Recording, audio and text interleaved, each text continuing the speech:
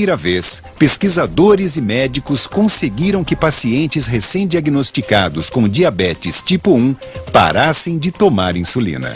Entre esses pacientes estava o dentista Jaider Furlan. Hoje, para ele, a doença é passado. O Jaider é um dos 7 pacientes que estão sem usar insulina e que nunca precisaram usar insulina após a terapia. Nós temos 14 outros pacientes que ficaram livres de insulina, às vezes por um tempo grande, até 4 ou 5 anos, mas que depois tiveram que voltar a usar a insulina em dose mais baixa. Então, na realidade, o que a gente aprendeu nessa pesquisa é que a gente consegue reverter o diabetes em todos os pacientes, mas não consegue manter isso por toda a vida, não é? Nós fomos até para os Estados Unidos, para Washington, para divulgar essa técnica do Dr. Júlio Voltarelli, e foi bem recebido lá. Os senadores no estado de New Jersey, o cara era até médico, me questionou, sabe, como que você não toma insulina, você é diabetes tipo 1? Eu falei, não, eu não tomo insulina. Até quer medir, a gente mede, quer me acompanhar, a gente acompanha, mas não toma. O pesquisador Júlio Voltarelli descobriu literalmente como enganar a doença em pacientes recém-diagnosticados. O diabetes tipo 1 é uma doença autoimune, quer dizer, o organismo reage contra os seus próprios tecidos, no caso do diabetes, contra as células que produzem insulina. Portanto, o paciente fica condenado a tomar insulina o resto da vida. O tratamento desenvolvido pelos cientistas elimina o sistema imunológico defeituoso com uma pesada carga de quimioterapia. Quando eu entrei em contato com a equipe do Dr. Voltarelli para poder estar fazendo esse tipo de tratamento, eles passaram todos os riscos que eu poderia ocorrer comigo. Esterilidade, eu ia ter complicações, problemas, efeitos colaterais da quimioterapia, perda de cabelo, perda de peso, indisposição.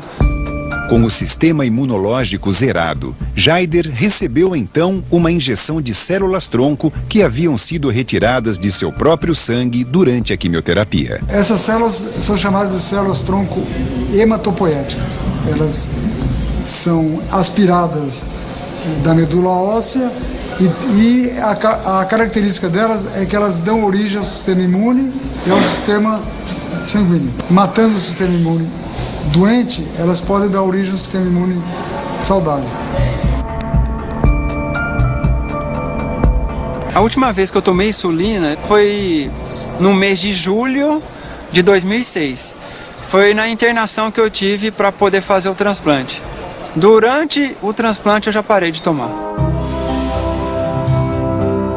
Apesar dos riscos da quimioterapia, Jaider conseguiu realizar seu sonho. Aí a gente tinha um sonho de ter filho, né? Daí a gente tentou e nasceu a Júlia. Hoje ela está com 1 ano e 2 meses. Um sonho para nós e muito bom.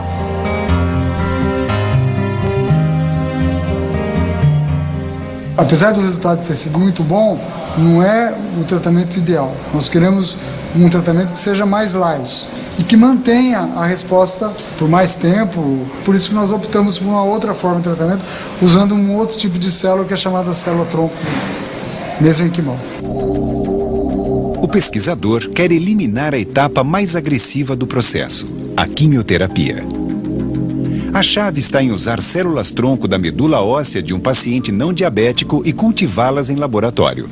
Essas células-tronco são reinfundidas no paciente pela veia e a ideia é que essa célula vá suprimir a resposta autoimune contra o pâncreas e, portanto, dispensar o uso de quimioterapia.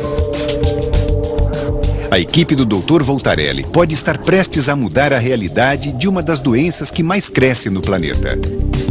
E as pesquisas no mundo indicam que a ficção científica pode estar mais perto do que imaginamos.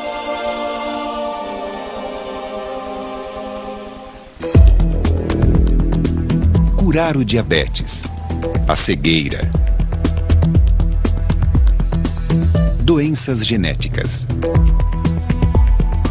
As células-tronco apontam para o início de uma nova era com possibilidades que parecem inesgotáveis. Um trabalho recente que está começando um ensaio clínico mostrando células-tronco transportando substâncias. Então são pessoas que têm tumor no cérebro em lugares onde você não consegue alcançar cirurgicamente, e eles viram que existe um tipo de células-tronco neural que tem afinidade para ir para aquela região. Então, se coloca uma substância que é anticancerígena, que é muito potente e que iria diretamente no tumor, porque ela tem afinidade por isso. Neste universo microscópico, a cada dia surgem novos caminhos, como criar células-tronco a partir de células comuns. Um pesquisador japonês, Shinya Yamanaka, ele conseguiu reprogramar células adultas, células da pele, em células com características das células-tronco embrionárias. Essas células são chamadas de células-tronco de pluripotência induzidas, são conhecidas pelo acrônimo IPS. A nova técnica permite que uma simples célula da pele possa se transformar em gordura, músculo ou até um neurônio.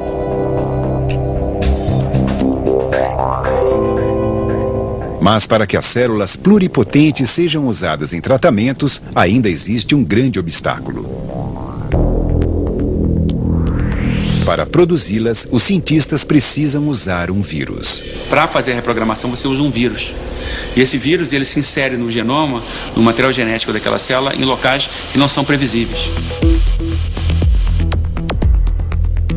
Mas já há alguns pesquisadores que estão tentando não mais utilizar os vírus, mas utilizar estratégias que independam de vírus para que a reprogramação aconteça, por exemplo, a partir de proteínas. Se a ciência superar esse desafio, a revolução das células-tronco vai ganhar uma dimensão ainda mais ousada. A gente pode pensar em vários cenários, né? Um deles, que talvez seja o mais imediato, é você utilizar a célula-tronco não como uma peça de reposição, mas como uma peça de comparação com o indivíduo, com o paciente. Então você pode, por exemplo, pegar uma célula da pele desse paciente, reprogramar essa célula, transformar essa célula num neurônio e estudar, por exemplo, uma doença como esclerose lateral amiotrófica, esclerose múltipla, Parkinson. Eu não posso tirar a amostra do cérebro da pessoa para ver o que está acontecendo. Mas eu posso pegar uma célula dessa pessoa e derivar linhagens que correspondem às linhagens que existem naquela pessoa. E aí sim eu posso estudar melhor o que o gene está fazendo de errado, como corrigir, estratégias tanto de terapia gênica como drogas, né? Tentar agentes farmacológicos, né? E você vai estar, na verdade, tirando a informação de um paciente, levando para um outro contexto, que é o contexto do interior do corpo daquele paciente. Você tira da pele e transforma, por exemplo, num coração. Cientistas em todo o mundo já visualizam o dia em que filas de transplante serão uma cena do passado. Então eu imagino, por exemplo, que no futuro, quando você precisar de um transplante de coração, o que você vai fazer? Tira o teu coração, mantém só o arcabouço, né? Põe um artificial por um tempinho, e aí você vai poder regenerar todos os tecidos do teu coração e reimplantar um coração praticamente novo, que nem um pneu recalchutado, né? E eu acho que a gente vai poder fazer isso com vários órgãos. Equipes nos Estados Unidos e na Europa já conseguem os primeiros resultados. A partir de células de origem animal, eles estão construindo em laboratório órgãos inteiros como um pulmão ou coração.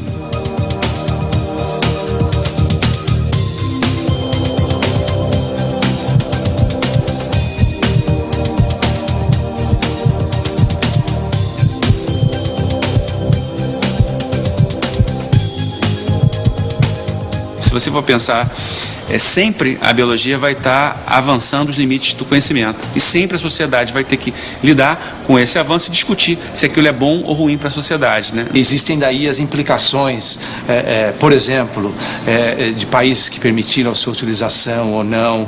E esse é um problema que começa a envolver não só aspectos religiosos, mas também culturais. Eu acho que nós estamos vivendo um momento que talvez tenha uma semelhança, guarde alguma lembrança com o que foi o aparecimento dos antibióticos na primeira metade do século XX. Talvez daqui a alguns anos a morte seja equivalente, por exemplo, a uma doença, ela pode ser evitada, ou pelo menos você pode prolongar bastante a sua expectativa de vida.